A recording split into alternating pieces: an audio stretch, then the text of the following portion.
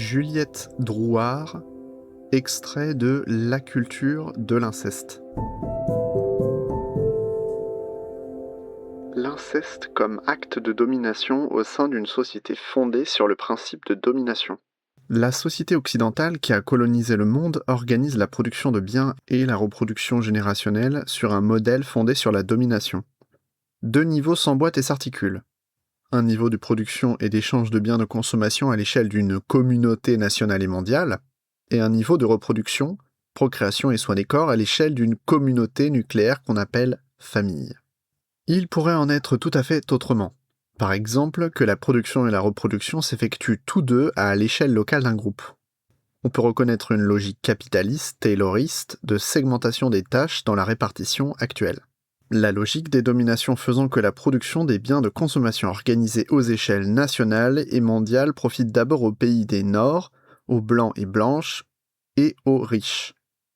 La logique des dominations faisant que la reproduction au sein de la famille profite d'abord aux adultes et aux hommes constitués en tant que tels. Ramené au plus petit dénominateur commun, le principe de domination semble être ce qui s'est imposé pour constituer l'altérité, l'autre. C'est-à-dire que l'autre n'est pas constitué simplement par une matérialité qui aurait d'autres limites que notre propre forme. Par exemple, l'autre en tant qu'être humain parce qu'il est délimité par un contour de peau qui n'est pas notre contour et qu'entre nous s'ouvre une distance. L'édification du deux simplement par la reconnaissance et le respect des limites de deux corps. Non, l'altérité, l'autre, et nous-mêmes en miroir, semble être signifiée d'abord par un rapport de force, par un pouvoir sûr.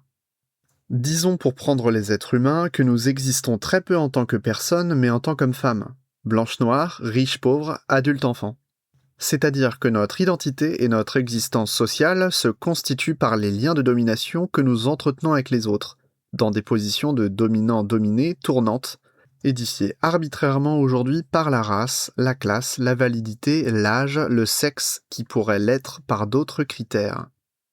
Je parle d'existence au sens littéral du terme, d'enjeu de vie ou de mort. L'inceste est un acte de domination au sein d'une société fondée sur ce principe.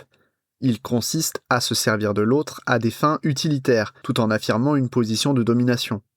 Je peux traverser tes limites, j'assois mon autorité, je renforce mon pouvoir et j'en tire des bénéfices au détriment de l'autre. En effet, pour maintenir des positions de dominant-dominé, il s'agit de multiplier les interactions en domination.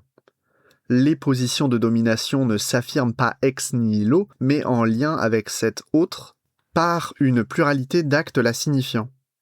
À ce titre, l'inceste s'inscrit non pas comme une exceptionnalité sociale, mais comme une expression et une reconduction du fonctionnement social par la domination. Pour reprendre et conclure, il s'agirait donc pour combattre l'inceste de remettre en question le principe de domination qui infuse nos liens aux autres et qui constitue l'altérité et soi-même. Il s'agirait de questionner la mise en communauté sur ce principe et notamment la constitution de la communauté familiale autour des principes de domination fondés sur l'âge et le sexe, autour des concepts d'hommes et de femmes.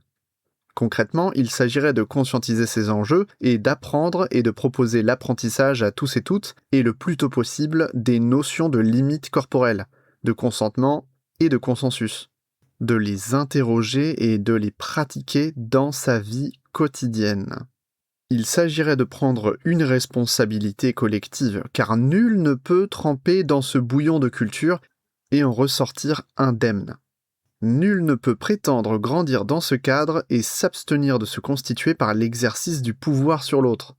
Preuve en est la domination fondée sur l'âge, où nous sommes tour à tour dominés, puis dominantes, puis dominés, comme dans une courbe sinusoïdale.